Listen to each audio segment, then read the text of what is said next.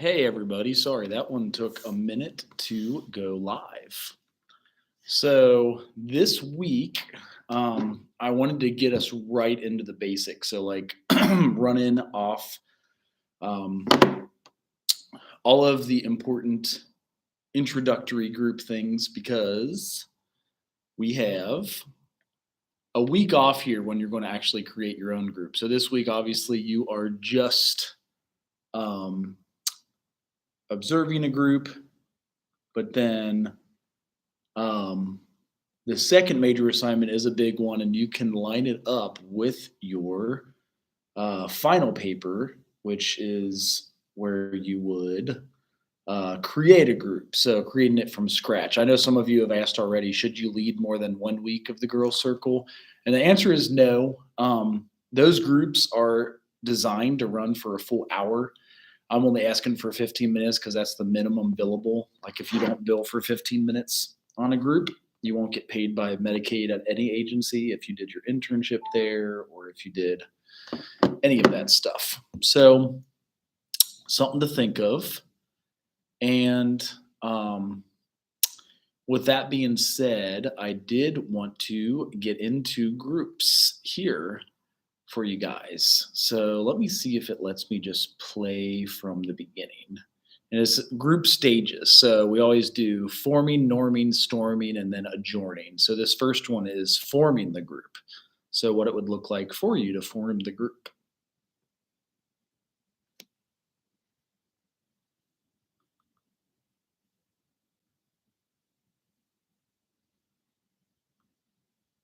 And welcome to our first lecture on group stages. In this lecture, we will be looking at the first stage of group development, forming, as part of our group skills in substance. As we look over the objectives for the week, I want to remind you to review the chapters for the week prior to viewing the lecture, as it is intended to supplement your reading. By the end of the week, you should be able to identify the factors necessary for forming a group and describe the tasks of a beginning group. As your book points out, there are many ways to categorize and describe the stages that functional groups go through, and despite the differences in labels, most agree that groups go through between 4 and 5 stages in the life of a group. Back in the 1970s, 2 researchers named Huckman and Jensen identified 5 stages of group development: forming, storming, norming, performing, and adjourning. This still stands as a very common way for discussing group development. You may refer to the table in your book on page 84 if you want to see a comparison of a few different ways that authors have conceptualized the stages and transitions of group development.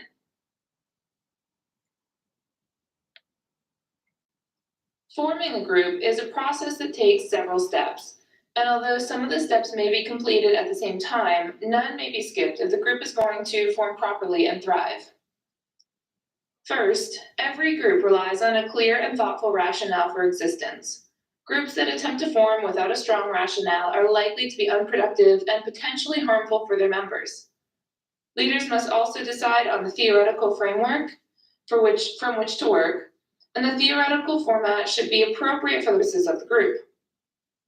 The successful formation also relies on practical planning, like the meeting time and place, and leaders should consider potential obstacles in planning this group. Considering how will members get to the meeting, if the group's intended for a certain population, say school-age children or elderly people, transportation may be a specific issue to address.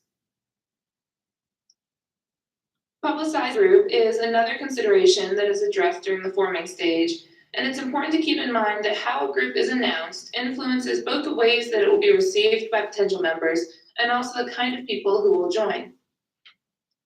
Take some time to consider whether word of mouth, personal contact, and/or written announcements will best suit your intended audience, and that will contribute to the intentionality of your group formation.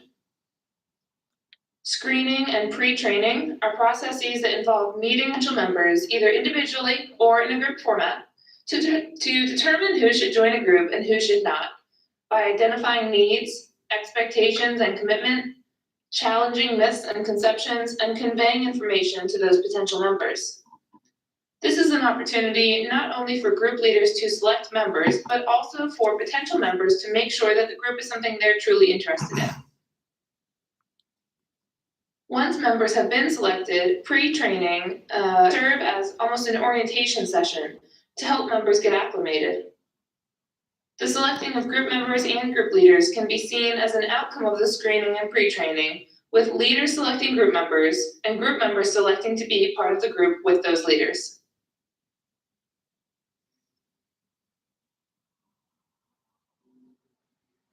Once we have a group, there are a number of tasks that must be accomplished during the first session, including dealing with apprehension, reviewing goals and contracts, specifying rules, setting limits, promoting positive interchange among members, and resolving potential group problems. A certain level of anxiety is considered a natural part of beginning groups, and group leaders can address anxiety directly in the group or work to clarify any issues that seem to arise as a result of member anxiety. Reviewing goals and contracts within the group is an opportunity to restate the purpose of the group during the first one and allow members to share more about their own personal goals. Although some groups may begin with an established set of group rules, the first session is a great time to review these rules and also allow members to make contributions to the rules. Stating rules in positive terms rather than negative terms will help set the tone of the group. For instance, rather than having a rule against violence, the group could state that members will respect the physical and psychological safety of others at all times. Limits helpers understand boundaries in the group, and limits can be addressed during the initial session, but must also be addressed when members test them in the group setting, either by breaking rules or norms.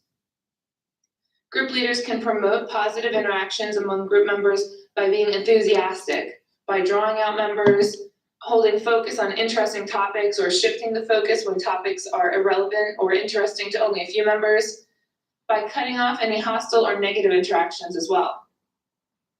There are a number of problems that can occur during the formation of a group and afterward, some of which involve people, and some of which involve process. Subgroups are one such example of a problem that can come up in group process, where cliques of members band together and may become troublesome. Leaders must remain tuned in to interaction patterns and promote interchange among members, potentially by providing more direction for interaction through exercises or through activities.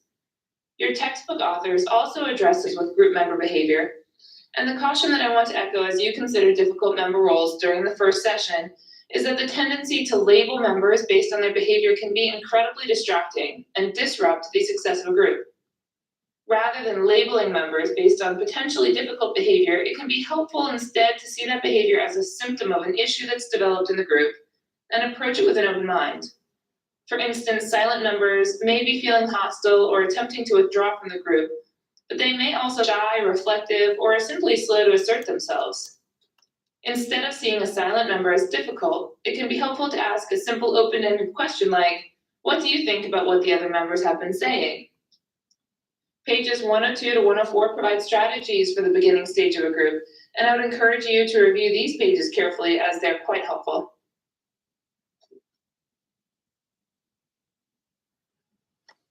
Over the course of the next 3 weeks, I'll ask you to view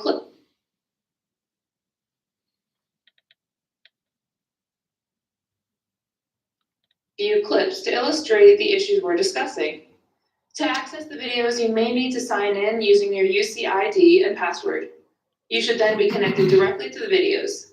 If you have any trouble accessing the video once you successfully logged in, try using the link again or searching for the video title. This one is titled Leading in the Here and Now, the Initial Stage. In our first viewing, we'll see a new group coming together and forming. In the coming weeks, I'll ask you to view 2 more videos as we watch the same group grow and develop. This first video lasts about an hour, so I encourage you to either carve out time to view this in one sitting or split the video into smaller segments and watch it over the course of a couple viewings. As you watch this week, try to look for the tasks that exist in the beginning group. As members and leaders deal with apprehension, review goals and rules, begin to set limits, promote positive interchange among members, and resolve potential group problems. Looking at the link, you may notice that this video is not captured recently. However, the group leader you're about to watch is a highly respected member of the group work profession and has developed some excellent teaching tools, including these videos. Enjoy.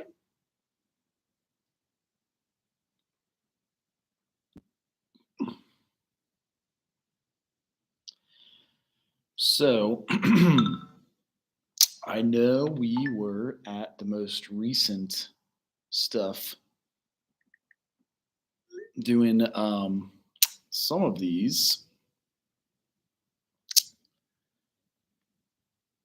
Oh, I did cut out the summary for you guys. So about forming the group, and there's quite a bit of work put into this. Like when we were at Lighthouse, we would lead a trauma group and we had to do recruitment flyers. You have to do different things, speaking to the other therapists, letting them know that you're offering a trauma group. Do trauma informed care, which I will do a training on here, and hope to go from there. And then I'll get into also how you write the notes. In summary, forming is characterized by initial caution associated with any new experience, attempting to avoid being rejected by others. During this first stage of group development, group members try to be superficial, centered conversation around historical or future events that do not have a direct impact on the group. Tasks during this beginning stage include dealing with apprehension, reviewing member goals and contracts, specifying rules, setting limits, and promoting positive interchange. This serves to conclude our lecture on forming, and So, lots of stuff on forming. I know we were starting a video from the Center for Mental Health Groups the other day. I certainly wanted to finish that. And it does keep wanting to pop up all of my photos on the different imports. So let's go from there. And it's going to want me to install stuff to keep it going too. So here's your stuff with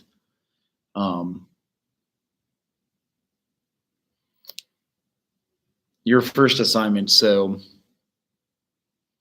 online Zoom meetings that they have.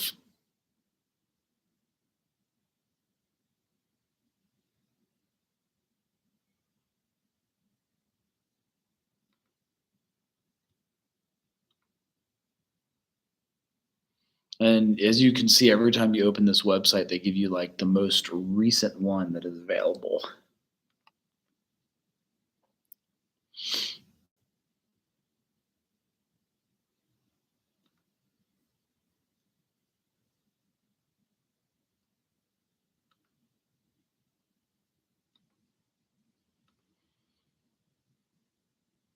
So here's the Vimeo from the other day with Association of Group Work. A lot of folks like to do the solution-focused approach, and I wanted to finish with that. They helped her speak to me so well, and I decided. After we do storming, forming, norming, and adjourning.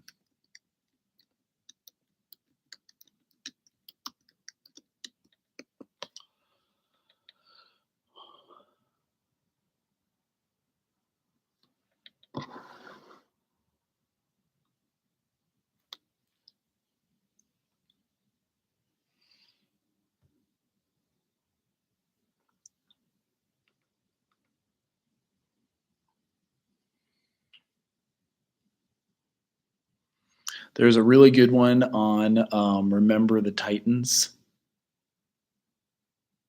And I want to share it. The problem is they often will turn off the YouTube channel because it does have copyrighted material. So let's go with the Tuckman's team development stages of forming, storming, norming, and performing.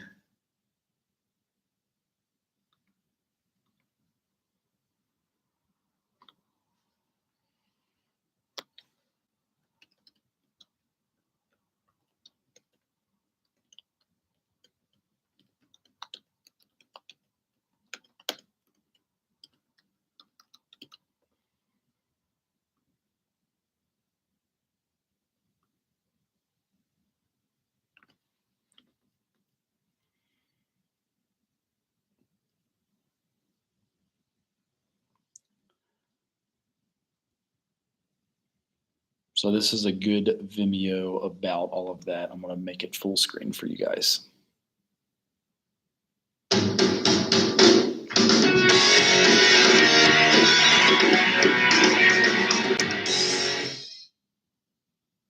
So let my ego go. Gravity sucks. Okay, 3, 2, 1, thumbs up. Maintain contact. Go down. Maintain contact. 2, 1, thumbs up. Down. Maintain contact. Down. Down. Down is the opposite of up. Go down. Bottom. Down. Go down. Down. Down. Front. Down. Everybody down. Everybody down. Everybody. That's everybody. In the middle. Down. In the middle. Down. Kristen. Down. Claire. Down. Travis, down. Down. Travis. Down. Rebecca's down.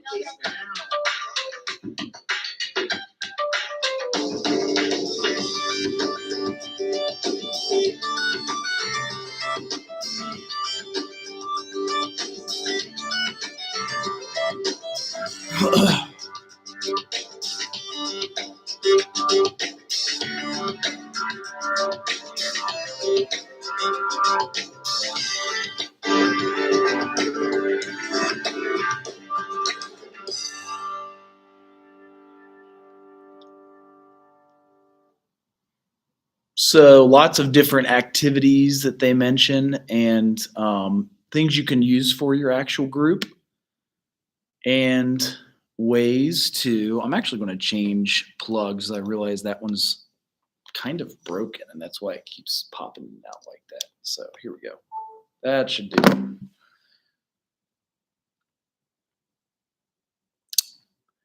So going back to videos, there's one here that's really good. Again, I'm not sure if I need to turn the volume down, but it is specifically The Lord of the Rings. And if you're worrying, know there's someone working relentlessly. If you're struggling, know there's a team on your side, pioneering breakthroughs. If you're questioning, know we are finding better answers. Because in the pursuit of healthiness, we are changing the outcome together. Cincinnati Children's.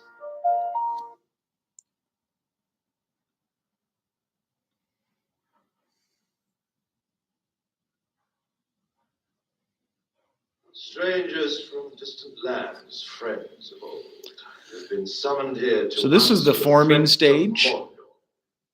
Middle Earth stands upon the brink of destruction. None can escape it. You will unite or you will fall. Each race is bound to this fate, this one doom. Bring forth the ring. Throw it.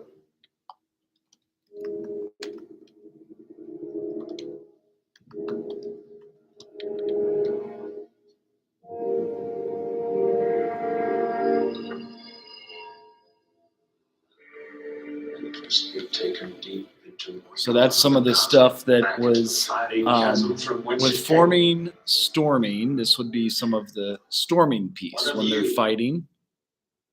Let's do this. This is when they like fight over who. Have you heard nothing Lord Elrond has said? The ring must be destroyed. And it's where they're fighting until they learn who will help and work and do different things with each other. So that's the two sides of the team fighting. So the group storms over tasks, roles, and responsibilities. Sometimes they even fight over each other.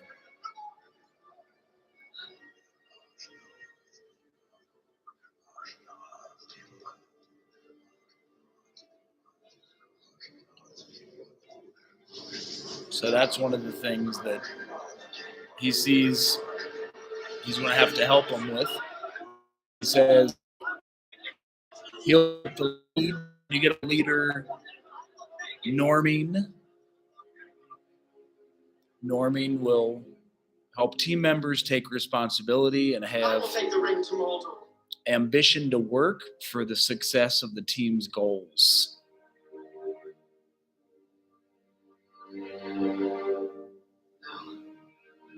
And they kind of may still have a little trepidation or fear. I will help you best, but But everyone contributes to the work collectively, setting aside their differences. That's when, like, kind of my life or death. the team is cohesive. And You have my soul. they agree to help each other. And you have my bow. And my axe.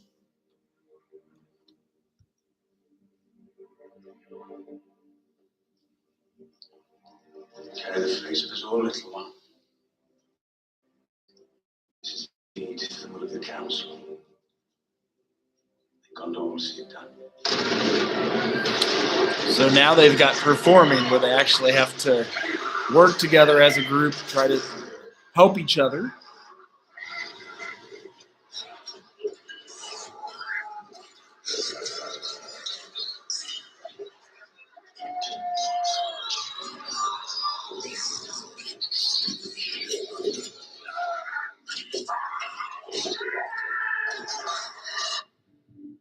Hurry!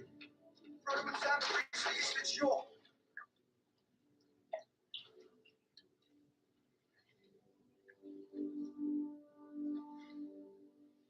So that's some of the stuff that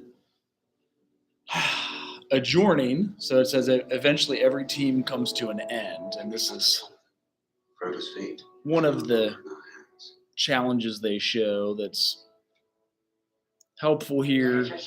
This phase can be difficult if the team member really enjoyed the team or grew close to teammates or the future is uncertain. And that's when it's very challenging. So the breakup of one high-performing team can often mean new leadership opportunities for team. To each other. We will not abandon Merry and Pippin to torment and death. Not while we have strength left. And so, like, on to bigger and better things. And that's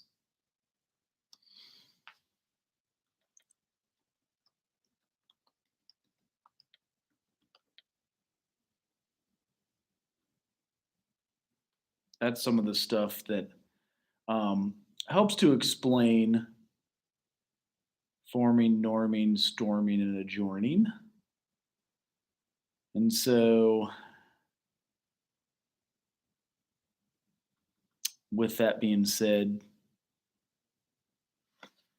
I want to show you the Remember the Titans clip. I just don't know if there's one that has less music, because that would be helpful. That's when they kind of block it on YouTube.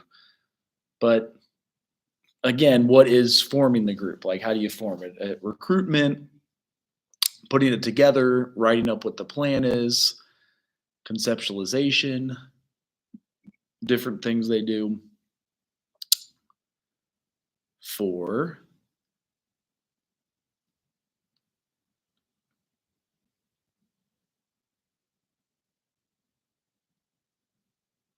leading the group in general.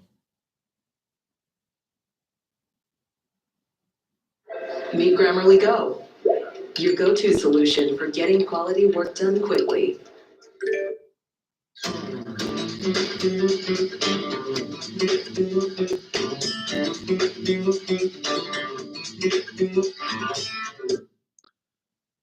So some of the stuff they do for the groups,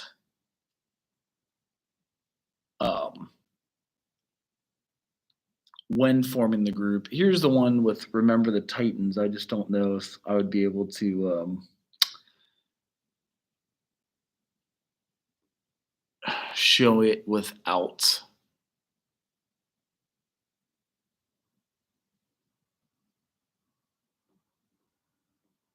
They often use different films to show how they did this. Hi there. In this particular video series, we're going to talk about how to move through the stages of the Tuckman model. What I mean by that is, how do we get from forming to storming, storming to norming, and norming to performing? Of course, to do this, we need to understand what the Tuckman model actually is. Now, we'll touch upon the model in this particular series, but if you want to do a deep dive into it, then check out the video series I did on the Tuckman model as seen through the eyes of the Avengers. It's a lot of fun and you'll enjoy it. But if you're ready to go, then let's jump right into it. Okay, so you've been put on a team. So at this stage, you're pretty much just exchanging information. Name, rank, serial number, that sort of thing. You're sharing pictures of your cat. Here's a picture of my cat. And really just kind of feeling out the situation. And that's what the forming stage is all about. There really isn't a team. All we've got are a bunch of disparate individuals in a room together that have been kind of told you're going to work together, but you know what? They're not sold on it. And because we really don't know each other, or at least don't know each other in context of this particular team, there's no trust between the members. And without trust, there's no cohesion. And without cohesion, there is no team. Like I say, we're just a bunch of individuals in a room. And so really in this stage, we see a lot of confusion and uncertainty, conflict avoidance, and the withholding of personal information. All we're really interested in is kind of getting acquainted and maybe testing the waters just a little bit. So if forming a team is walking through the door together, the forming stage is us kind of milling around that door, kind of talking about the weather, talking about who knows what, doing everything we can to avoid calling attention to that door. We don't even want to acknowledge its existence. Thing is, when it comes to forming a team, we have to go through a door. There's a great big no loitering sign over that thing. We need to go through it, which means we need to enter into storming. But hold on, can't we just skip storming? I mean, is there anything that says we actually have to go from forming to storming? Can't we just go directly to norming? No, you really can't. As Richard Hammond might say, storming is the prism of the furnace through the looking glass of the crucible of teamwork. In other words, if we're going to perform, we first have to storm. Now, before we get started, what do you think? Do you like working in teams and going through this process? Let me know in the comments below. I'd love to hear your thoughts. And as usual, I'd like to provide some extra materials for you to use as you move from forming to storming. So check out the description below. I have some links to some templates there that you might find helpful. Okay, so we're about to get started. Now, right now in the forming stage, everybody is just too polite. We need to mess that up. We need to get the waters churning so that we can build a team. We are not going to mix the ingredients of a team together until we put a whisk in and get medieval on it. So how are we going to do this? We're going to do this through a team charter. A team charter is a great tool to use to get team members to ask those uncomfortable questions that, all things being equal, we would just assume avoid. But because we're not asking them, we're not going to get past this forming stage. In other words, the lack of communication is going to be what prevents us from moving forward. So a team charter is a great way to force the communication. Now, I'm going to go over some of the key elements of a team charter here and kind of talk about how they work. But for the full team charter template, check out the description. You can go ahead and download that. All right. So the first thing that a team charter does is it helps us determine what the purpose and objective of the team is, and ultimately what success looks like. In other words, what are we shooting for, and how are we going to know whether or not we were successful? The next thing that the charter will do is ask us to decide upon the values and norms that we will exhibit while being a member of the team. In other words, what are the behaviors that we will commit to and that we will hold each other accountable for? We're talking about things like attending meetings, participating, how we're going to share ideas, how we're going to listen, how we're going to collaborate, best practices, things of that nature. The idea here is that by deliberately, methodically going through these values and norms, we all share kind of a common understanding of what the behavioral expectations are among the team members. The next thing the charter will do is ask us to determine roles and responsibilities for the team members. The idea here is each one of us has strengths and skills that we can contribute to the overall success of the team. What are those strengths and how are we going to best utilize them to meet the objective that we set earlier on? Each one of us needs to play a role. We want to make sure that that role leverages our strengths and skills. Finally, another key aspect of this team charter is it will ask you to document a conflict resolution process. After all, you will have conflict. This is a given. It's going to happen. The question is, how are you going to deal with the conflict? The best time to figure out how you're going to deal with conflict is when you're all calm, cool, and collected, and everybody can agree upon the process that will be followed. Now, these might seem like really basic steps, but you'd be surprised how powerful they can be. So I really urge you to download the template and start using that when you're going through your first team meeting. Now, one of the reasons why this team charter is so powerful is, aside from the fact that it kind of nudges us toward communication during a time that we really don't want to communicate, is that it really encourages us to leverage the 5 key elements of effective teams. And so let's talk about each one of those really quick and how they relate to this team charter. Now, the first of these 5 key elements is, probably not surprisingly, communication. Communication is key. Without communication, there is no team.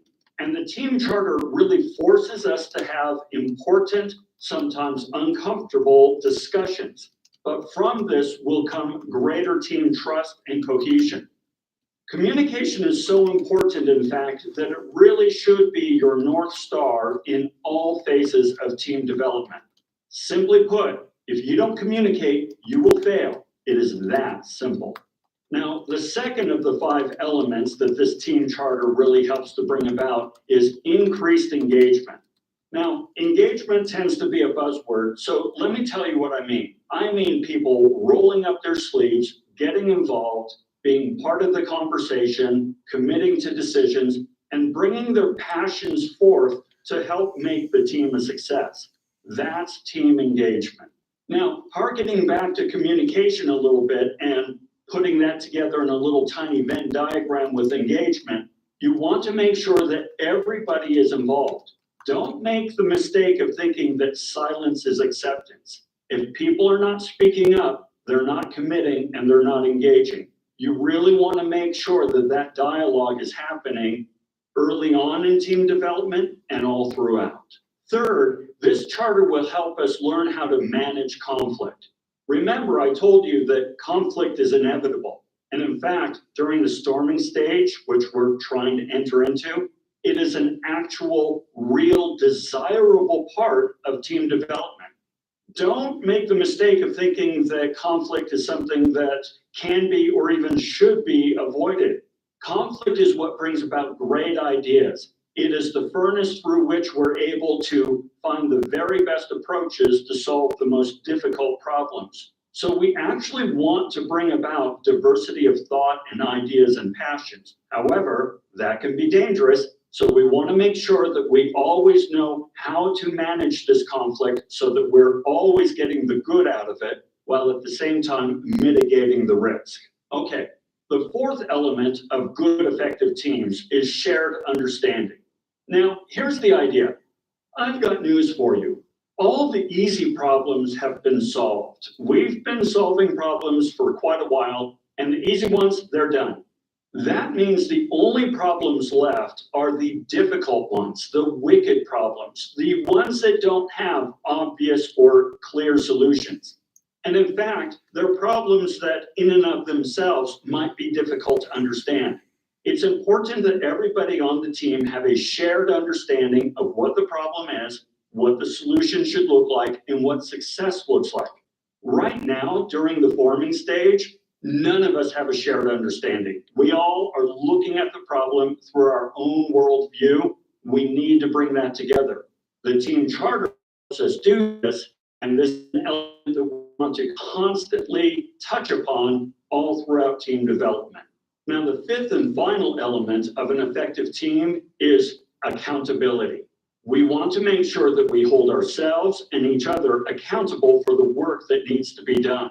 Now, you could be communicating and you could have a shared understanding, everybody's engaged and even managing conflict well. But if you're not holding yourself or others accountable, the work just kind of strings on, and you don't want to do this. You want to make sure that you're hitting your targets and that everybody is contributing in a way that makes their role on the team meaningful and important.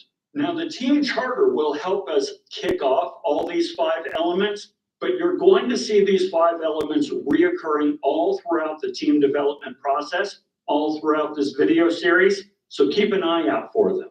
And so there you are. That is how we are going to start moving from forming to storming. Don't slough off this team charter. It could be really tempting to not communicate and not really engage and to just fill it out in a perfunctory fashion. Don't do that. Get in there, get nasty, argue, debate, deliberate, make decisions. Start to storm. Because the sooner you move into storming, the sooner you can move into norming. And that's actually what we're going to talk about in our next video, moving from storming to norming. So until then, have a fantastic day, and we'll see you later. Hey, thanks for All right. joining me today. So that is the piece on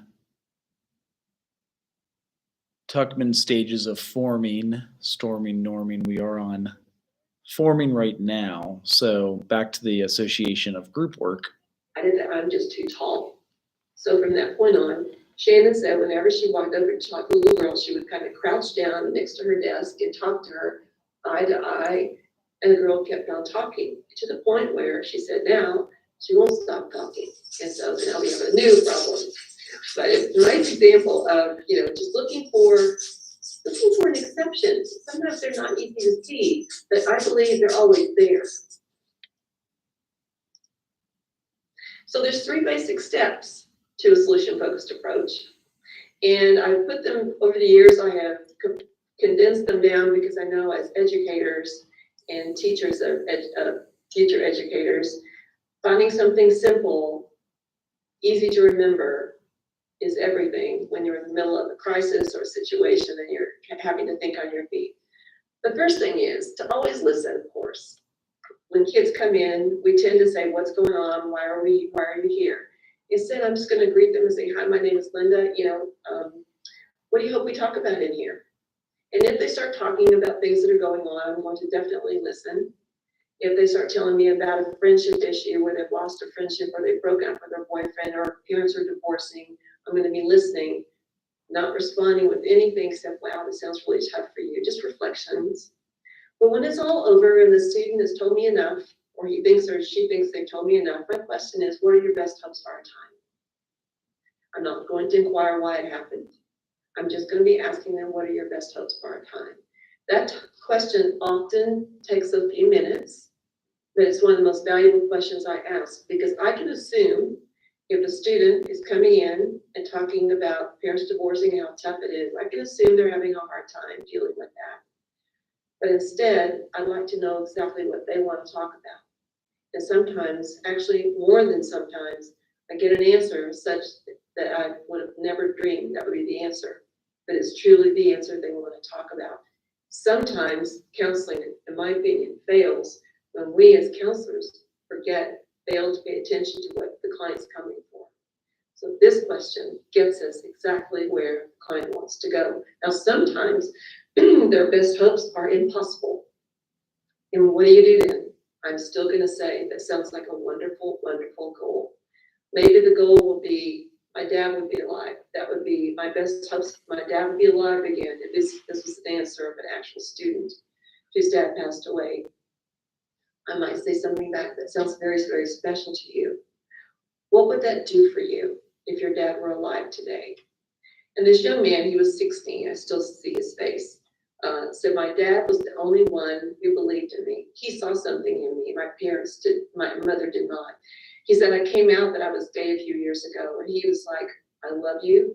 I hope that you find someone wonderful in your life. That was the response. So there was that constant support. I kept on saying, what did that mean to you that he was so supportive? Well, it meant that I could tell him anything. And what did that do for you? Well, it meant that, I felt important to somebody. Okay. So what are your best hopes that I could have that feeling again of feeling important? And what would that do for you?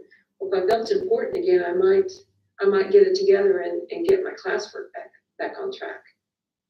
Feeling important became the goal we worked on.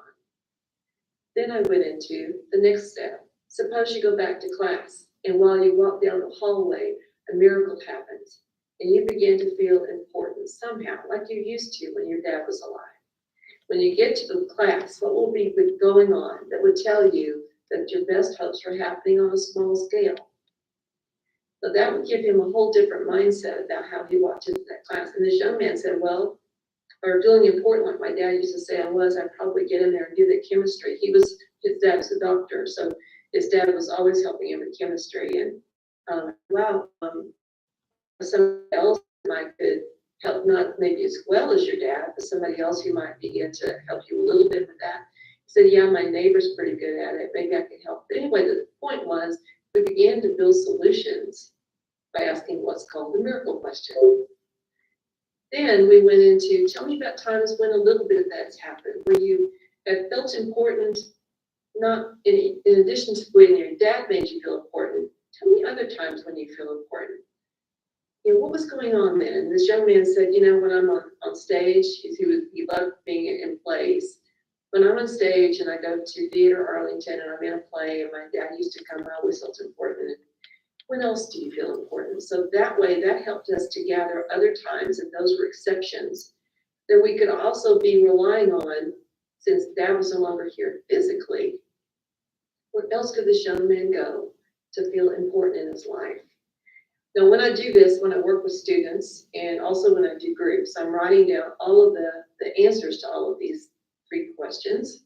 And at the end, for example, when I work with a student individually, I'll make a copy of my notes, which include our best hope that we come up with, what it would look like if that miracle happened just for that afternoon, if it's a young child, for a day or two, if it's a middle school student, maybe as long as a week for a high school student, but not any longer than that. And then I'm going to put down the exceptions, because these are the reassurances that it has happened before just a little bit, and that gives them that confidence that they might need to move forward and start to do some of the things that they want. It also helps when you're working with parents. When parents feel overwhelmed and trying to keep their kids going during challenging times, kind of like in COVID, which has been an ongoing thing that people are telling me about. Saying something like, it sounds really tough, but here you are, calling me on Zoom, asking for suggestions. The children must be very important to you. What are your best hopes for your children in our time? I'm always going to be looking at that. A parent that takes the time to call a teacher or a school counselor or yourself, there's something about them. What is it about you? How is it that you found the time to call me, even though things are so challenging? That's an exception. I always want to capitalize on that. Then I'm going to ask, what are your best hopes for your children in our time? What will that look like when it begins to happen on a small scale? Solution-focused approach, it goes very slow. It's very brief, but it goes very slow. It asks people to try out things on a very small scale so that it can be achievable. By not solving it for the parent and instead building on past actions that work, the values of the parent help the parent see their abilities. Many parents during COVID, when things first started happening to all of us, would let teachers know, I cannot get them engaged. I cannot get them to do the things I want them to do. I've got my own work to do. And the school counselors would call and ask me, what do we do? I said, I want you to go back and ask the parents pre-COVID, when you needed to get your kids engaged in something and you needed them to do something while you did another task, what did you do? A lot of times we think because it's a new situation, we need a new solution. Instead, what the solution-focused approach is saying, maybe there's some ideas from what we've done before that we can pull from to get us going and get us through this situation. For teachers, Teachers also, everywhere I go, are feeling like they want to give up at times. And they're ready, some might say to them, it makes sense to me, again, I want to cooperate with that you feel like giving up, yet here you are in my office asking for ideas. What does it say about you? I love asking teachers that. And they usually go back, well, one teacher said, well, it says to me that I love those 24 faces in my classroom. That was the most precious answer I got. Then I might say, so tell me, suppose you leave my office today, and just for the rest of the day, you find a way to be more focused and patient. Maybe that's what they're saying. What might your students see? What do they notice about you when you walk in the classroom? One teacher said, when I asked her that question, she said, they would see me walk in and ignore the two kids that are always disrupting things, and they'd see me really standing in the middle of the classroom where I could focus around the kids who pay attention, and they'd see me talking to them. And I said, and how would you do that? And this teacher said, well, I would stand up very tall. So what else would you do? She said, my tone would be different. What kind of tone would that be? Well, the kind of tone that means I'm glad to be in the classroom. But really, what else? What else? And I might ask that over and over. And the more I ask what else would be happening in that picture just for that afternoon, the clearer the painting gets of what the teacher will be doing. And I can't emphasize enough the importance of asking what else, so that when your client leaves your office, whether it's a student or a group of students, and they leave your office, they know exactly what they might try out. That's the magic of the model. It almost becomes a little hypnotic because you're asking over and over, what else would you be doing? What else? And then tell me other times. So in groups, what does this look like? Becoming a solution-focused group leader, when I was a high school counselor and I did a lot of process groups, I was not very into curriculum-based groups.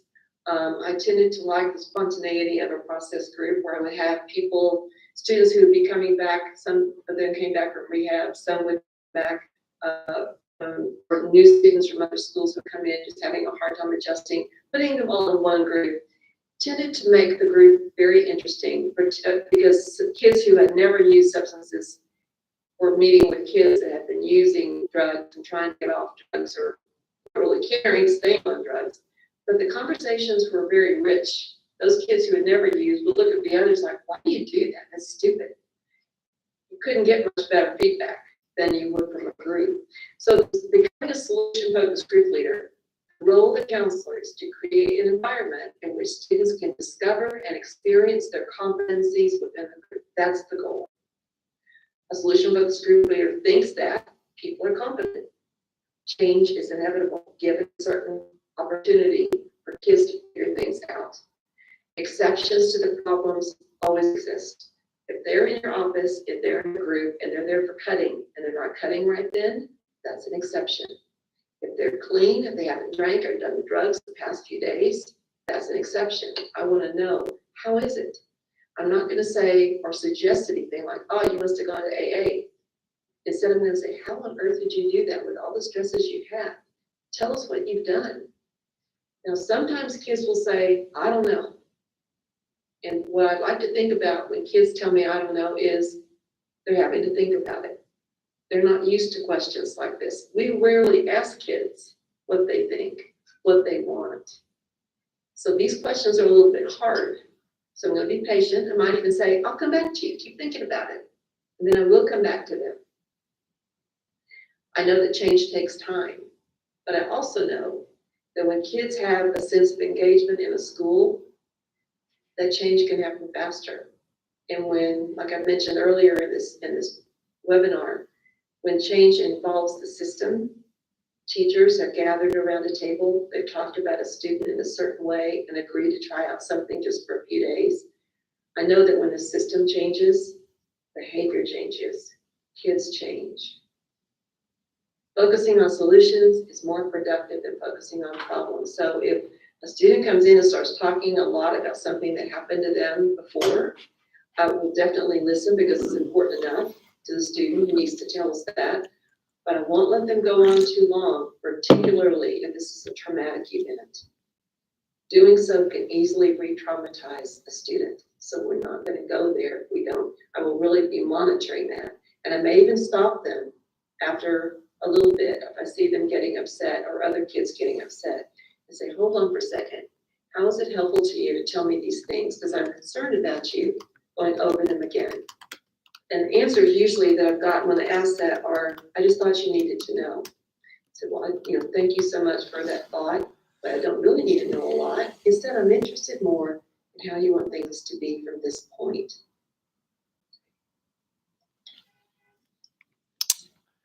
All right, for that one, I am going to stop it there. There's a good one that I want to get into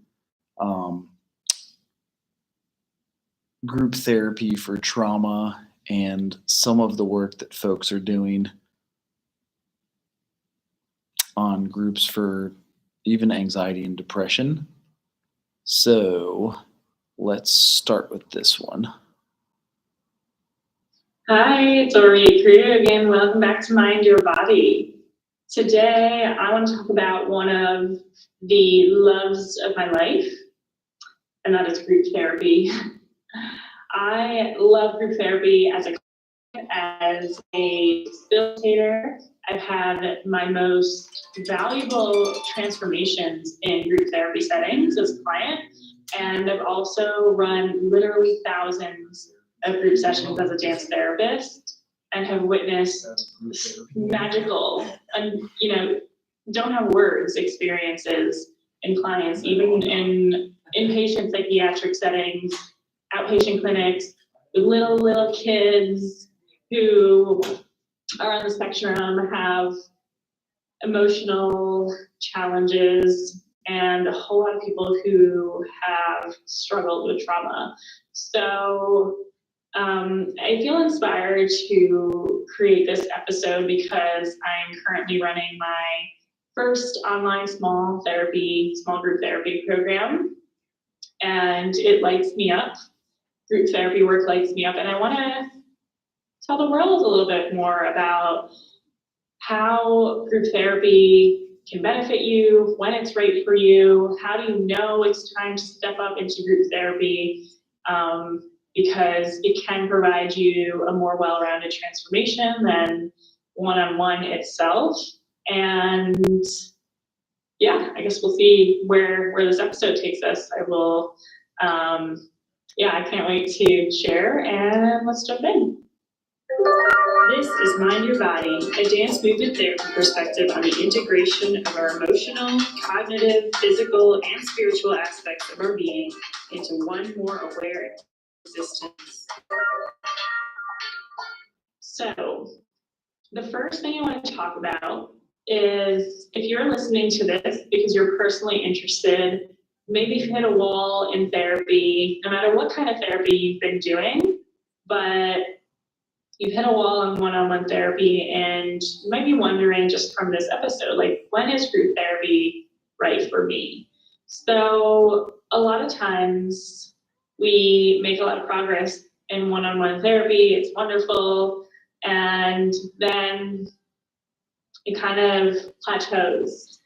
And one of the most important things about being in therapy is the relationship itself and what the relationship provides. And as a dance therapist who works with women who've experienced trauma and are still bringing it into their relationships today, our relationship is super important. My presence in my facilitation is super important to help my clients stay regulated in session. So that they can access and release their trauma and rewire their nervous system and create new patterns in their lives. And my own regulation of my nervous system is probably the most important thing, and my ability to help them feel safe, which is all connected. And so the relationship itself in any therapy is crucial to the trauma healing process. So in general, group therapy is right for you when, you might even have the ability to connect deeply and lovingly in a one-on-one setting with your therapist already, with your partner, with your mom, with your best friend. But when it comes to group settings, when it comes to friend circles, or trying to get out there in the community, or work settings or networking, maybe you're starting your own business like I did, or maybe you're just trying to get, more publicity or whatever it is, then all of the insecurities come up. You feel self-conscious, you're not really comfortable in your own skin, you don't feel confident, and the intensity of that fear to do those things as much as you can, and used to kind of stay home and maybe watch Netflix instead, or whatever your thing is. And that fear of connecting in a group setting, or that distress, I know this feeling myself of like feeling so lonely even around people. It's like that feels more painful than being at home and feeling alone, or being at home and feeling comfortable, versus being out in the world and there's so many people around and you see them connecting and you're like, what the hell is wrong with me? Like, why do I feel so alone in this crowd? And because of that hard realization, or that hard feeling, it can be easier to just isolate instead. So that is a really great indication that group therapy is a really great next step for you, because there's something going on in the group setting that is triggering your trauma from the past, that's bringing up these triggers and these insecurities and fears. It's also really great for you, even if you don't connect well one-on-one and you're having trouble and struggling even with that. And that's because when you are in a group therapy process with other people, you learn some truths about yourself that you may not have learned just being in a one-on-one setting, or if you're not in therapy at all. And I learned this myself, some difficult things to swallow. And for example, I have been pretty quiet and stayed small. I don't know why I'm saying I have. I did stay quiet and small for a while. Clearly, I don't do that anymore. And a lot of my past trauma has played into that. It has kept me in these patterns of just not taking up space. And so while I worked on a lot of that in my one-on-one therapy, I got that reflection back to me in a much deeper way than I ever did in my life before. So when you're in a group therapy setting, you have multiple mirrors around you reflecting back to you who you are, how you're showing up in the world, and what your presence feels like.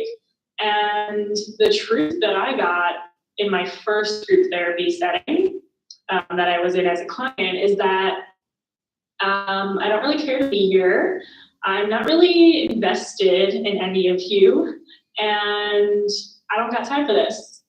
So that is how I came off. And in reality, like, I was super present, so invested, so interested. It was the highlight of my week. Like, I could not wait to go to group therapy. I got so much out of it. And the experience that I was having on the inside was so mismatched on the outside, to the point where, I looked in that mirror and I was like, who am I? I'm like, what am I saying? What is the message that I'm giving?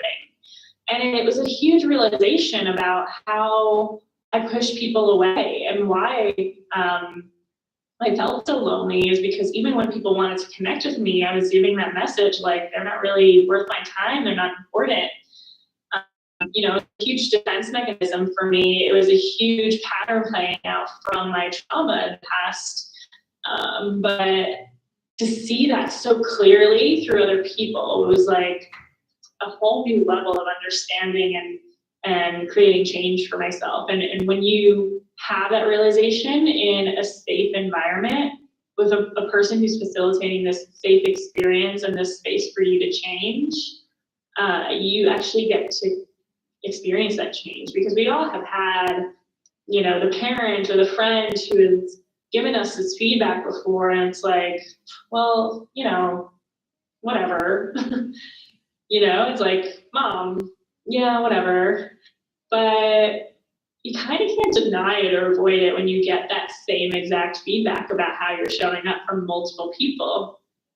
And you also get to feel safe to do that, to break those old patterns, to actually release the trauma that is keeping that old pattern and frozen in place, and to create new patterns, mostly through movement, through your body first. And just looking at my notes for a second, you really get to see important lessons about how you show up in the world.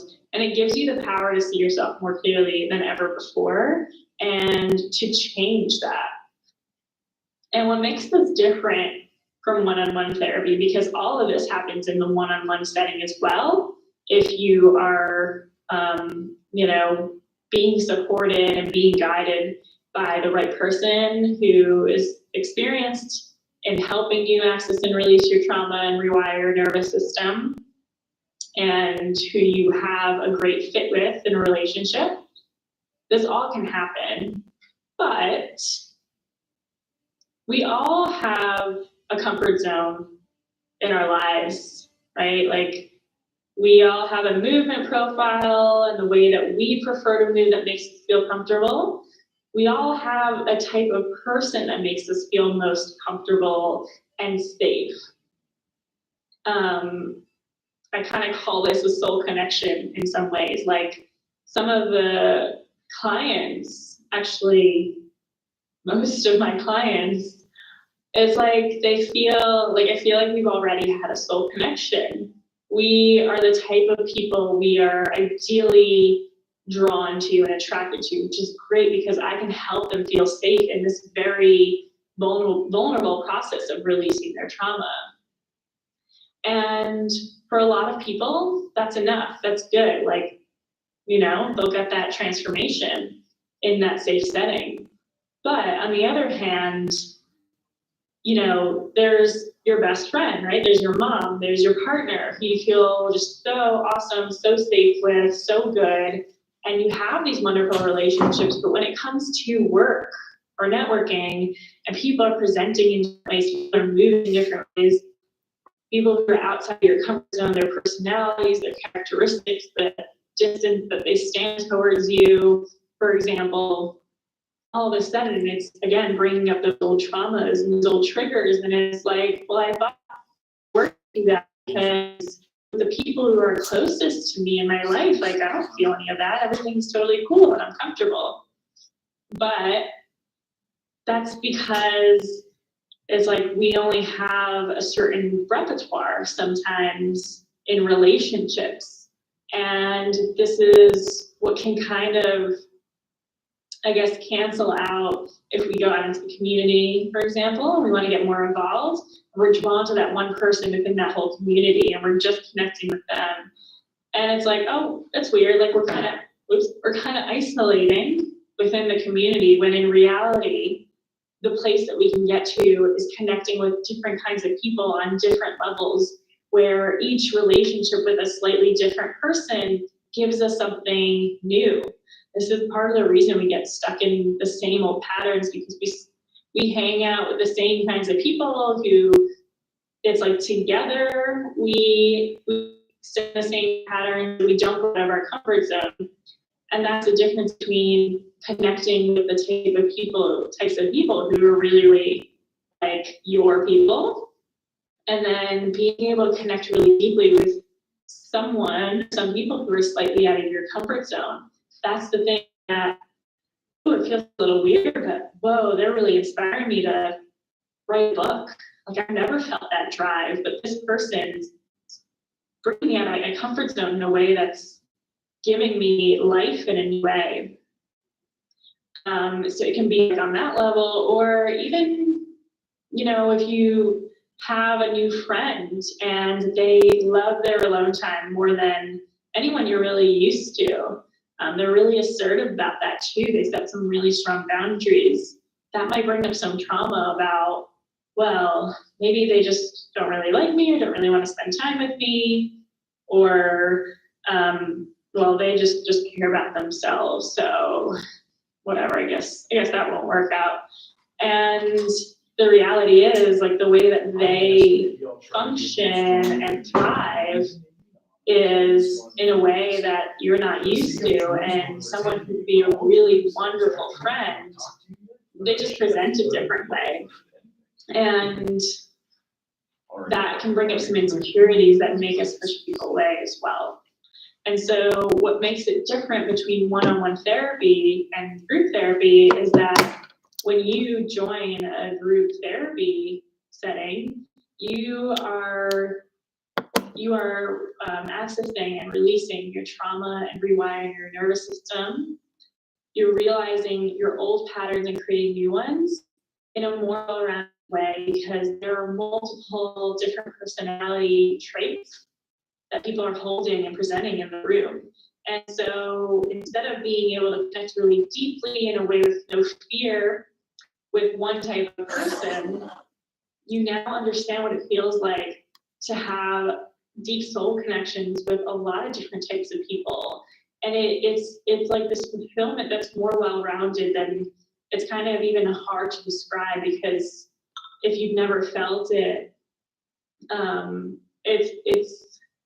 it's just fulfilling in a whole expansive and satisfying way, where you're growing so much as well past your comfort zone. Like, you become more confident to and talk to anybody, connecting with anybody, because you're already adapted to that. Your window of tolerance is larger and can handle all of that. And when you do that in a safe group therapy setting first, you get to take that easily out into your real world as well. So as I'm talking about this, I'm reflecting back on how the therapist that I saw for almost 3 years, or over 3 years, she was very similar to my mom. And while that was helpful because there was some stuff I needed to work through, with my mom, or similar to my mom, I also was kind of staying in that same comfort zone of who I was comfortable loving and receiving love from, culturally, characteristically, and all of that. And when you go and expand your horizon, you expand the way you give and receive and connect with different people, different cultures, different characteristics, you will be surprised at all the different things that come up for you. And also, it's kind of like, oh, so I'm like this with everybody. And that's the thing. That's one of the most powerful things about group therapy is the fact that we get stuck in roles. And even if we know it, like I, have had people who join my online group therapy program is like, I'm always the person who's there for everyone all the time at the expense of myself. I am the helper, and I will want to jump to help. Like, what's going to happen with that? Am I going to be stuck in that in your program too? And this is something I totally resonate with, because like once I got, actually, even when I was quiet, it's interesting, even when I was quiet and I didn't want to take up a lot of space, one of the ways I was so invested in that first group therapy that I was in was I wanted to figure everyone out too, and like take care of them and figure out the solution for them and really, really help. And it was at the expense of my own progress. Is when we focus so much on other people, we take that focus away from us. And that can be a really good protective mechanism, right? Like to avoid our own stuff, we focus a lot on others.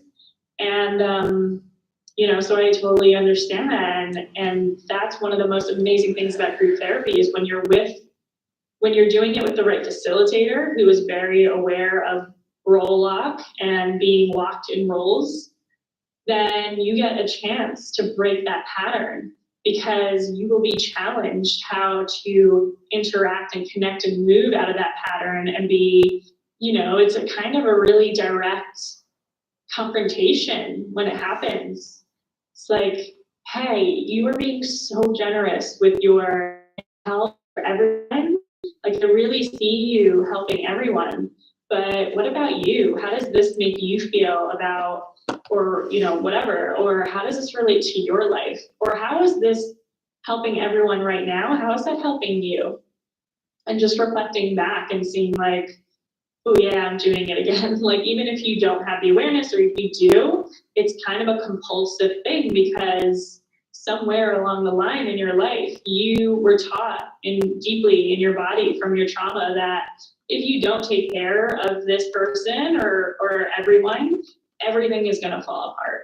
I have a client who discovered exactly that in one of our first sessions working together, where she has been, her words, very controlling and can't relinquish, like can't let go of that control, and feels like she needs to hold this together and not really share the burden of all the responsibilities that she has as part of her family, because she remembered a very specific memory where if she didn't protect someone in her family, then everything would fall apart and someone would seriously get hurt.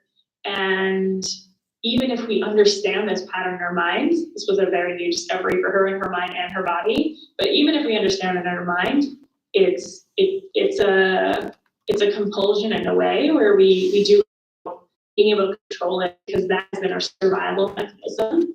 And it's already ingrained in our physical and nervous system pattern that if we don't jump to protect and save others, then survival is at risk.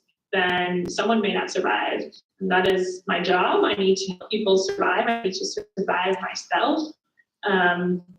And that's what creates this pattern that keeps on going, that keeps us stuck in this role, for example. You may have a different role that you notice or may not yet notice in your own relationships. So that is really I feel like the juiciest kind of conversation that I feel like we can have right now about group therapy. Again, I love it. I think it's super powerful. As dance therapists, usually have no choice but to get into group therapy when we're starting out. That's how we work in our first jobs, in psychiatric hospitals and schools and clinics, etc. But it is a magical experience when multiple people come together in a safe way, and they get to be each other's mirrors. They get to give each other feedback in an honest but safe and supportive way, and you expand on a whole different level. And if you are interested in partaking in a small group therapy experience online, I am running another round of my group therapy program online. It's small, it's 4 to 6 people. And the reason I do that is well, first of all, it's online, so we need to all be able to see each other pretty clearly on the screen. And, we have to make sure it's safe, first and foremost. Without safety, our nervous system won't allow us to access the trauma that we're trying to heal. And so it's a hand-picked group of people. Make sure that, yes, we are providing a well-rounded experience by bringing in slightly different roles and personalities and all that, but that ultimately we fit really well together to make this a safe and smooth experience. So if you're interested in potentially joining my next round of my small group therapy program online, then I would love to talk to you. And I'm going to leave a link to book a free and obligation-free relationship review in the podcast notes. And the reason that we will meet first for a relationship review is because we want to dig in a little bit more about how you are connecting in your relationships right now, or perhaps not. Maybe you have pushed people away like I shared in my story, or like some of my other clients have really helped people to the point of abandoning themselves and finding themselves really just alone and lonely, even if you have a partner. We want to dig in a little bit deeper to your relationship problems and how your trauma is keeping you in those patterns today, so that we can create a map for you on how you can actually release your trauma, release those old patterns, and find new ways of being so that you can connect deeper to people in your life in a way that's more connected than you ever have before. Because right now, when we are holding onto our trauma deeply in our body, that is a huge part of our identity. And a lot of safety or non-safety, actually fear, plays out in the way that we connect or defend, or put a wall up, or keep people at a distance. So we do this work, you realize like, wow, there's so much more space to connect more deeply. And in the review, honestly, you will learn more than you possibly did in years of therapy. That is a feedback I talked to in a relationship review recently. Again, there's no obligation, we're not working together, but she's just been amazed at all of this insight that she still didn't get in years of talk therapy. So I invite you to book a free relationship review with me, whether you're interested in joining the program or not, and we'll see if it's a good fit for you and if you're a good fit for. All right, so also here's an example group session, which is helpful too. I've been going to therapy. It really had helped me a lot with getting past all the jumbled together mess of mind that's.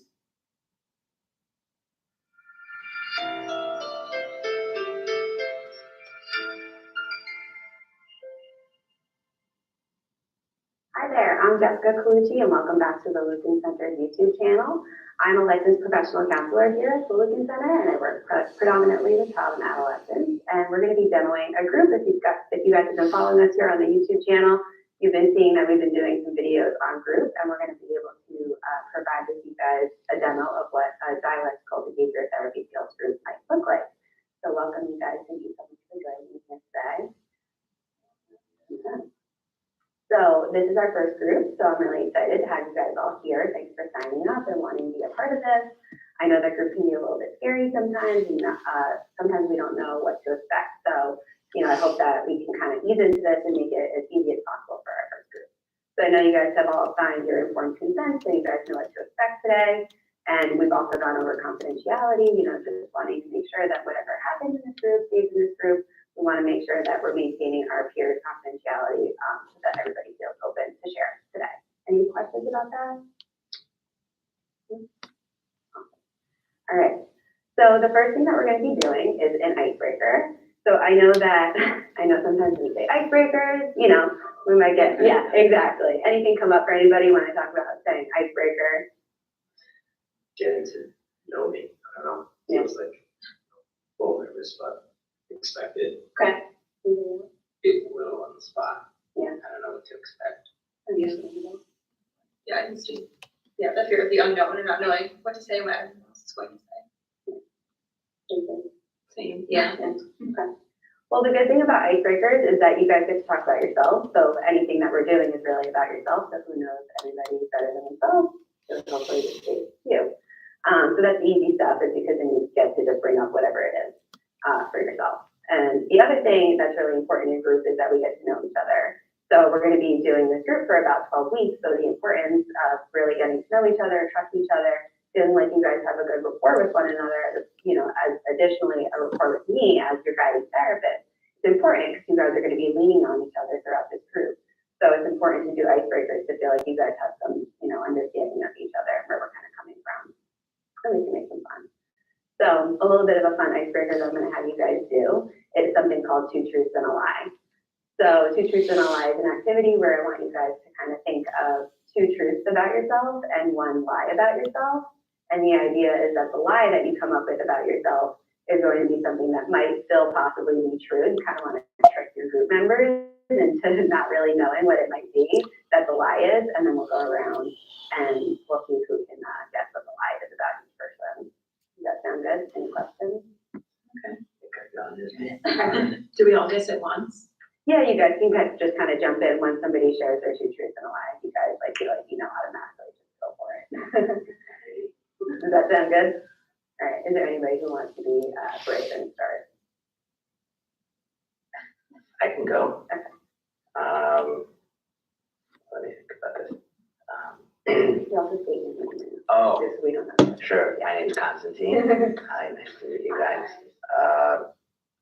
I guess one thing would be I jumped out of an airplane.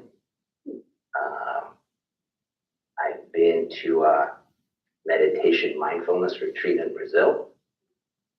And I've met the president of Indonesia. Really cool. Go jumped out of the plane. Really, I was gonna do As the false or as the truth? I was gonna do the president, As really? the lie? I was thinking the president. I was thinking the president.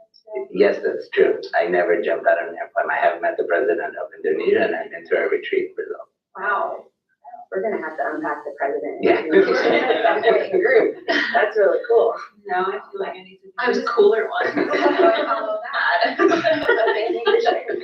All right, who would like to follow up those really cool? Or, sure, everybody. I mean, I guess I could go. Okay. That works. Okay, so hi, I'm Steve. Nice to meet you guys. Nice to meet you. I have been charged by an elephant. I have competed nationally in Olympic weightlifting. And I have gone base jumping before. Going to guess that base jumping is false. Wow, I guess no one's an extreme sports. I don't think no one's done it. Jumping out of an airplane, jumping off bridges. I would say, I was gonna, I'm sorry, I was gonna say the Olympic thing. I was gonna put the elephant. I'll leave guys all jumping. The lie is the base jumping. Yeah. Also more to unpack there. Very interesting That's story. what the president Like, did. you know, Yeah. so that charged by an elephant sounds pretty scary. Right. Right, yeah.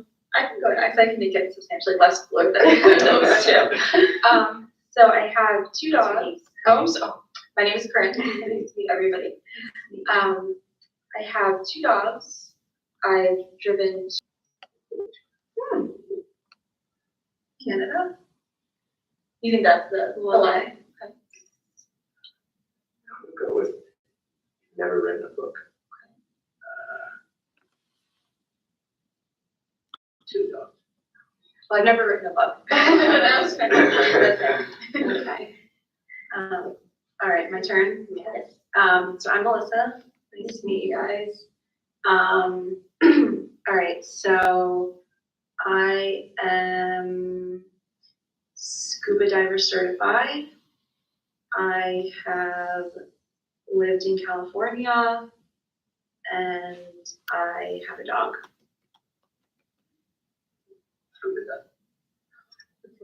Not lived in California. Is what I want to. That's a lie. I've not lived in California. Wow. Wow. Very cool. That is cool. Do you go? Oh, sorry, we can have that again. Sure. Yeah. Yeah, go for it. All right. I have a dog. My family owns a house in Italy. And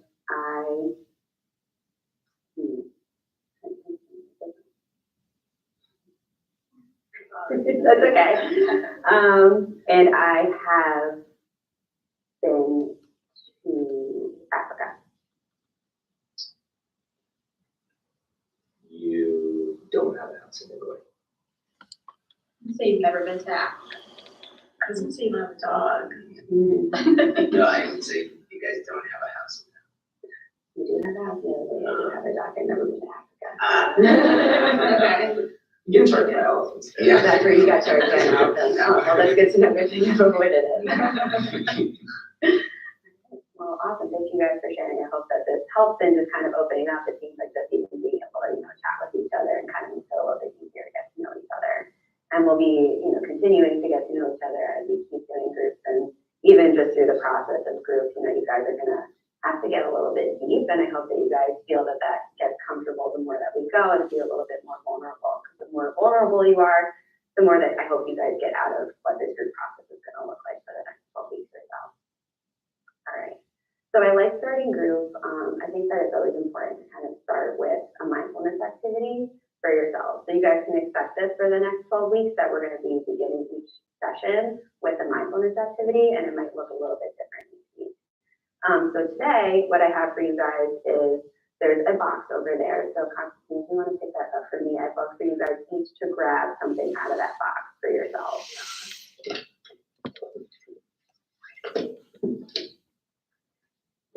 I'm also going to do this with you guys because I think it's important even for myself to start grounding myself before we hop into some, tougher stuff. So everybody has a little fidget object or, a little toy in front of them. And usually when we look at things, when we're either having them in our hand or we're looking around the room or something like that, we're usually just kind of paying attention to different types of detail. And when we're being mindful, what we're doing is we're really tapping into our 5 senses. And so that's what I want you guys to do with this toy that you have in your hand. So I'm going to go around. I'm going to give you all a second to kind of just observe what it is that you have in your hand. And then we're going to go around similarly to how we just did with our icebreaker activity. And I want you guys to describe what you have in your hand, not identifying it as what it is. So like, I don't want you to say that it's a toy or it's a ball. Rather, I want you guys to describe it as you would with any senses that you can use to describe it.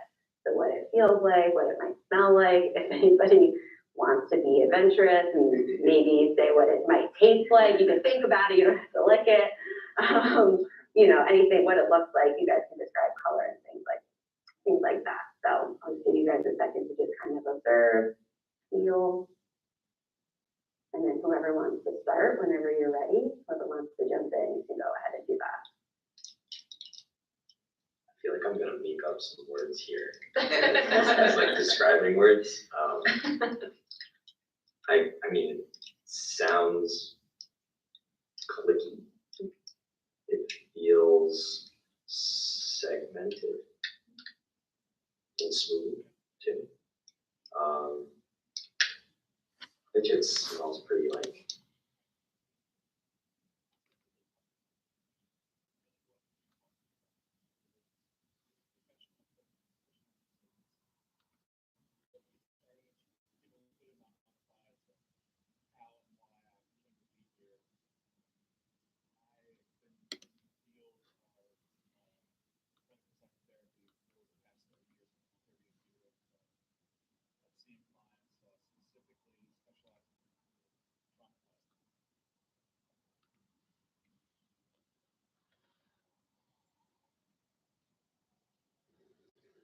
Good afternoon.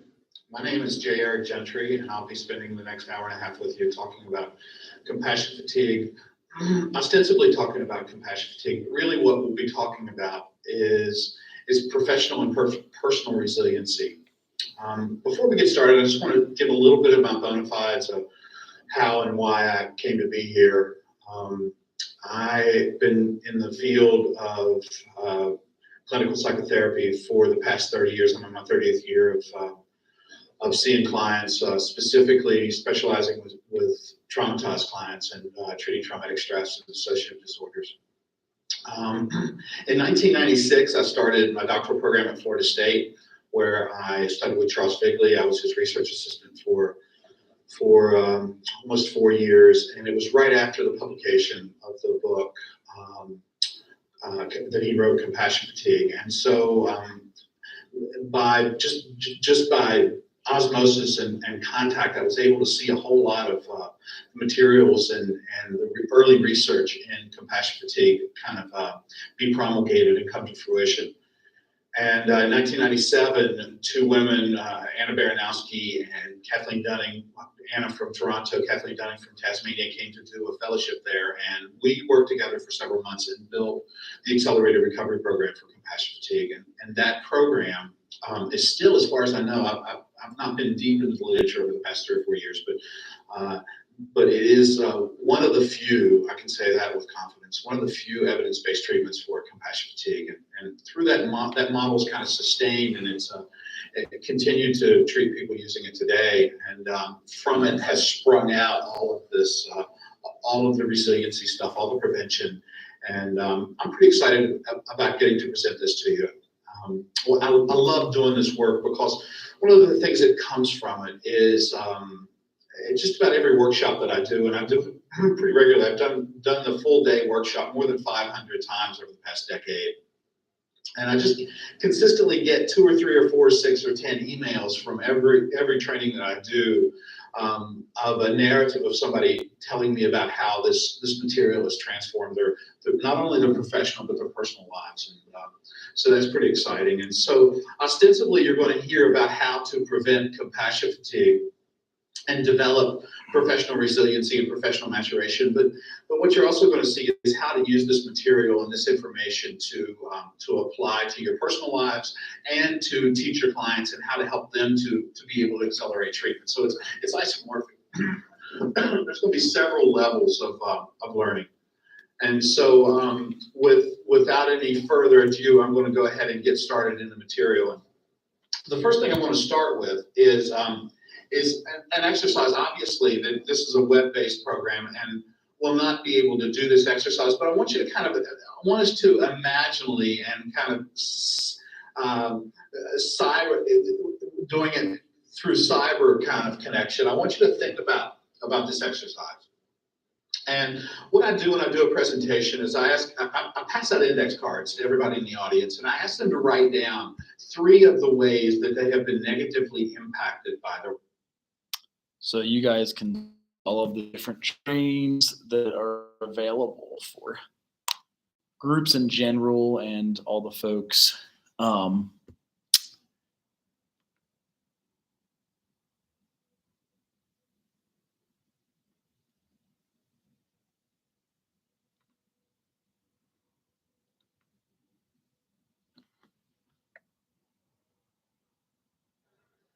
Good morning.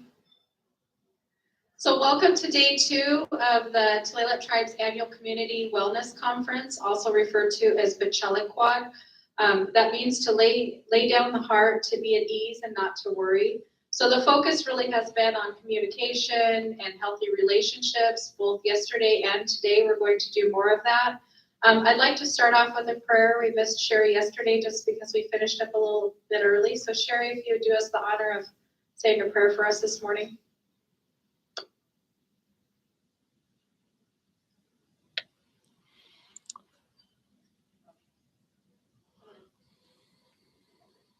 Is this on? Yeah. Our dear kind Heavenly Father, we're so grateful to Thee, Father, for the many, many blessings that You have given us. We're thankful for our families and our heritage. We're thankful for the tribe and our jobs here. We're thankful for the hard workers that put this together. And we're thankful for the speakers who have learned all the things that they have learned in order to influence us. We're thankful for this beautiful day that You have given us. And we're thankful for this country and the freedom that we have to meet and grow and appreciate what we do here, inherit from Thee. We ask Thee now, Father, that any food that we're about to eat or have ate, that You will bless it the rest of the day. And that bless it to the strength of our bodies and especially our minds, that we will be able to take what You would have us learn and put into our lives and share with one another, especially with our loved ones at home and those around us and at work, and being kind to our clientele. We ask for these blessings, Father, at this time, that Thy Spirit will be here, that there be kindness and love shown one to another. And we say this in the name of Thy beloved Son, Jesus Christ. Amen. Thank you.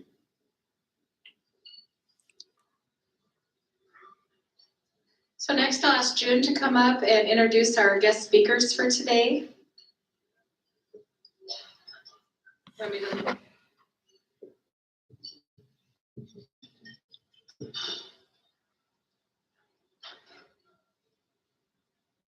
morning, everybody. Glad to see you here today. We have the special privilege of having the Gottmans come to present some of their research and some of their ideas about marital relationships it's something that we all need, even in our families. I want to tell you first a little bit about John, and correct me if I'm wrong, I might have got this wrong. He's a renowned researcher on couples, especially marital stability and divorce prediction. He can predict if people are going to get a divorce or not, just by the way they interact. This came from 40 years of research that he's done with thousands of couples.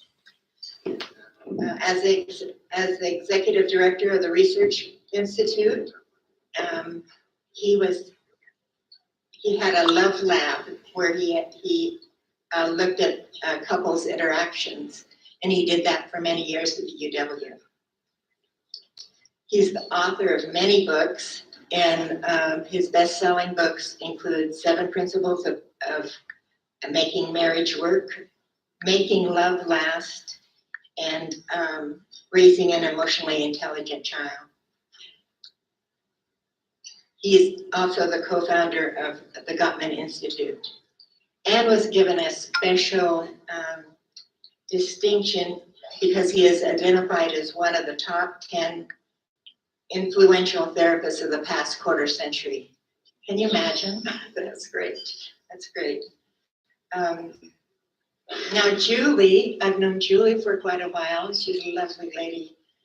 She's the president of the Gottman Institute, and she's also a clinical supervisor of a group called Couples Together Against Violence.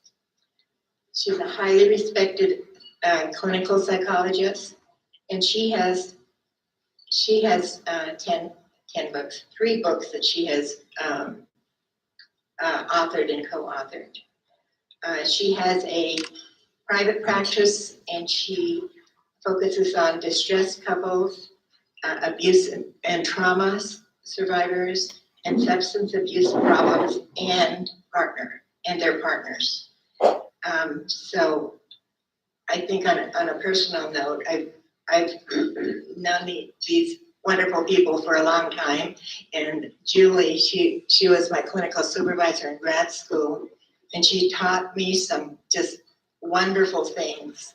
And someday I'll share them with you because I remembered them so well, and you've used them in therapy.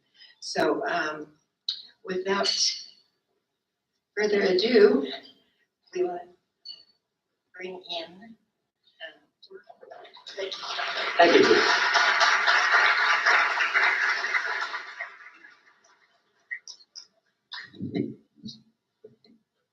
Okay. Thank you, June. Thank you, Sherry, for that wonderful prayer. So I want to give you some idea of the background of what we know about couples' relationships. And this afternoon, we're going to talk about parenting and kids' relationships with adults and also with other children. So the story of this research goes back about 41 years, and a lot of it is based on my friendship with a guy named Bob Levinson, who's a psych professor at UC Berkeley. And Bob and I were assistant professors together at Indiana University when we met. Bob was also the best man at our wedding. And we've been doing this research together. And one of the things that we did when we started this research was we realized before we began the research that our relationships, our own personal relationships with women were not going very well. And so we realized that we were pretty ignorant about how to have a great relationship with a woman as guys.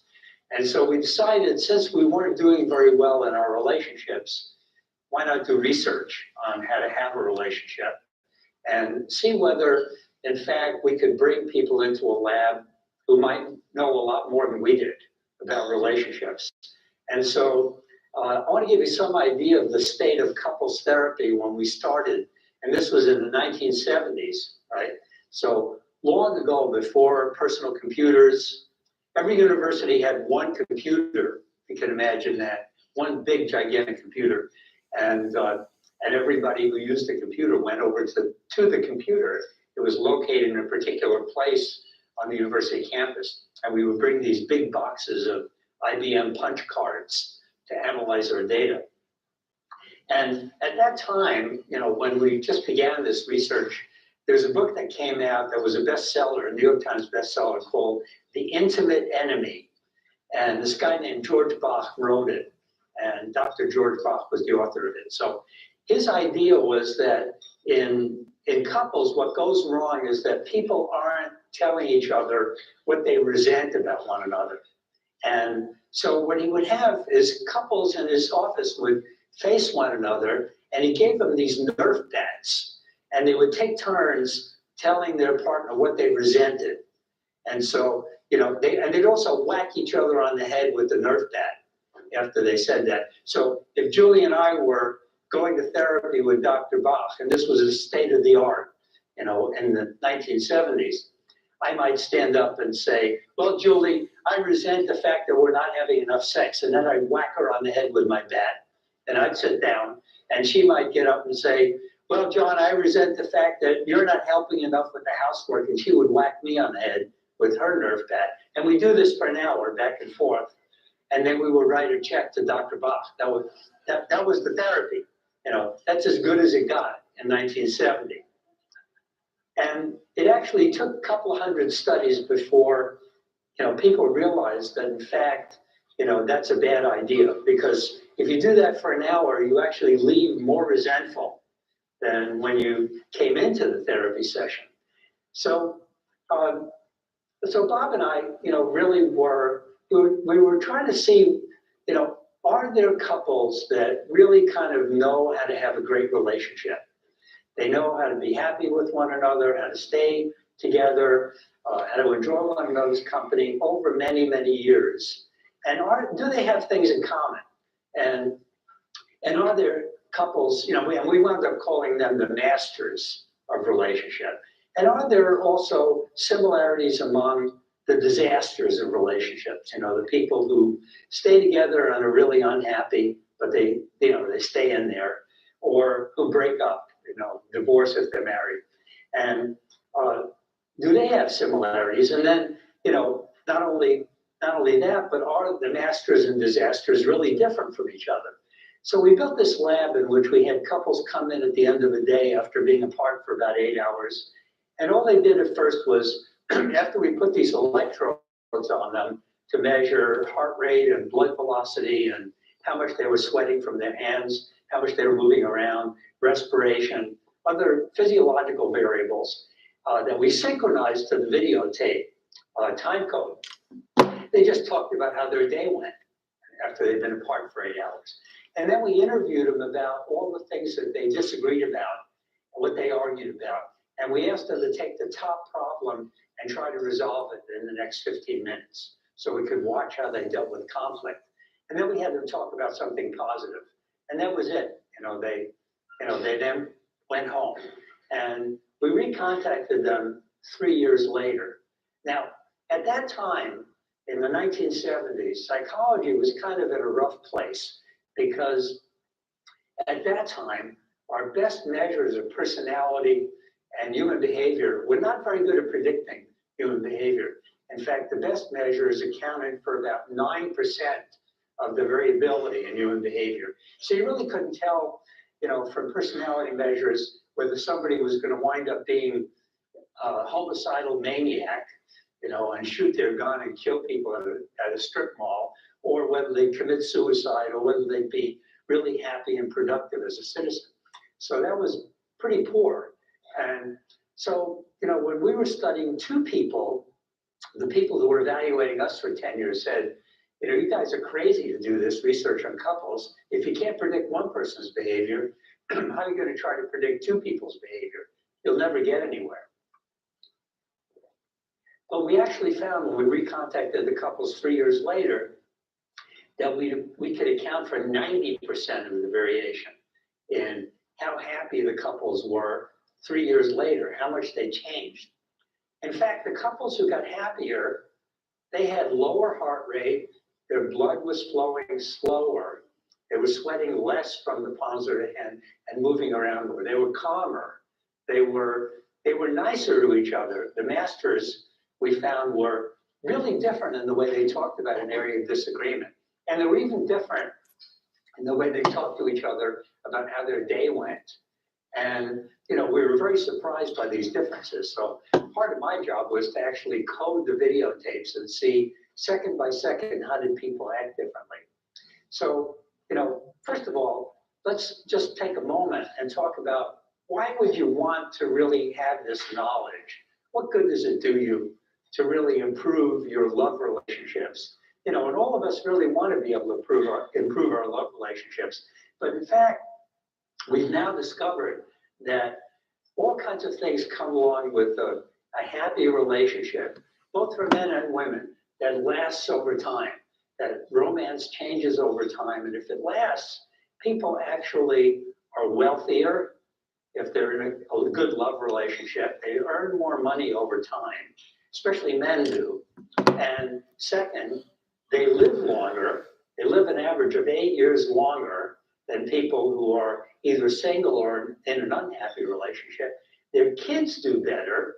Their kids do better not only intellectually and cognitively, but emotionally as well. Their kids are in happier families when they grow up, and they recover from illnesses more quickly as well. So these are all benefits of a happy, committed relationship.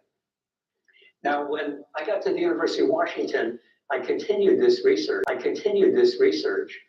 out for 24 hours, and we ran the cameras with no instructions, and we studied 130 newlywed couples in Seattle in this way. Same kind of measurement, but there we sort of built a kind of bed and breakfast getaway setting, so we could see, how are couples when they're just hanging out together, when they're eating together, making dinner, cleaning up, reading the newspaper, watching TV, listening to music. How are they different? How are the masters and disasters different? And so we found that doing this kind of study, and Bob and I did this study for nearly 25 years. We did it 7 different times across the whole life course, from newlyweds up through couples in their 90s. And we followed couples for as long as 20 years, the same group of couples. And we spent 12 years also studying gay and lesbian committed couples. And we found the same things predict whether a relationship is going to work well or not. Same things discriminated the masters from the disasters. So let me tell you what we discovered. Basically, 2 patterns of interaction spelled a disaster relationship.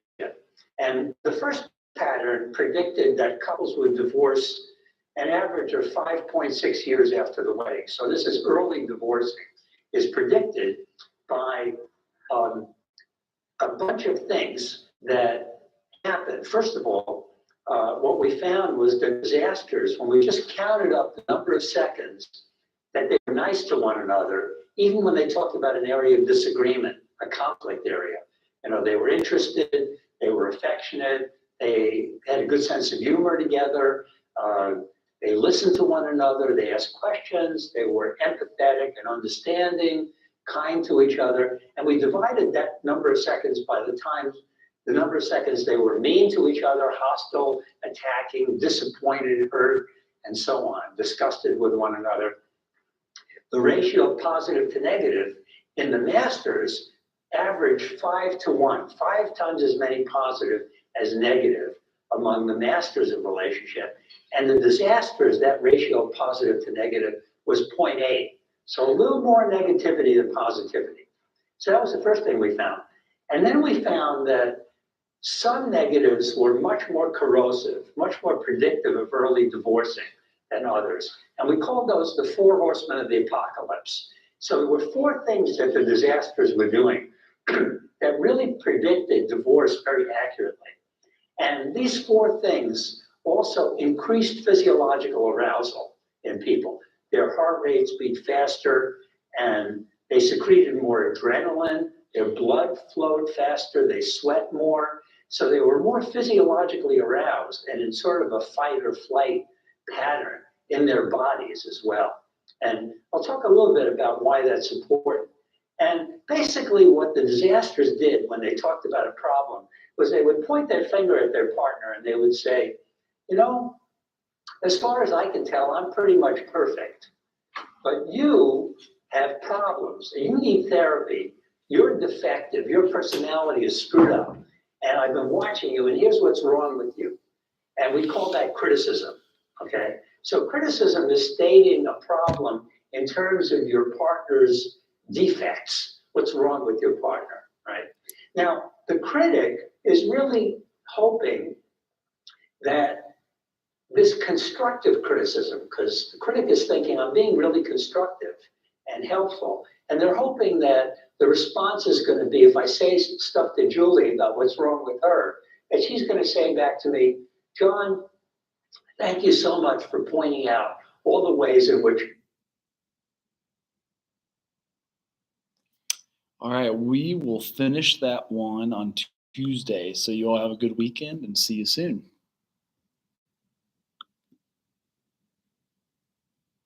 That one on Tuesday. So you all have a good weekend and see you soon.